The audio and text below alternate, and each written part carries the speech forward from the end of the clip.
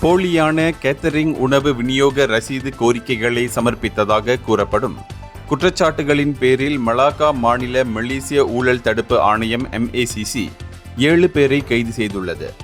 கைது செய்யப்பட்டவர்கள் 32 முதல் 52 வயதிற்குட்பட்ட ஓர் அரசு ஊழியரும் 6 ஒப்பந்ததாரர்களும் ஆவர். இவர்கள் வழங்கப்படாத சேவைகளுக்காக 1,39,100 ரிங்கிட் மதிப்புள்ள போலியான கோரிக்கைகளை சமர்ப்பித்துள்ளனர் என்று MACC தெரிவித்துள்ளது. முன்னதாக மலாக்கா MACC அலுவலகத்தில் வாக்குமூலம் அளிக்க வந்திருந்த போது இவர்கள் கைது செய்யப்பட்டனர்.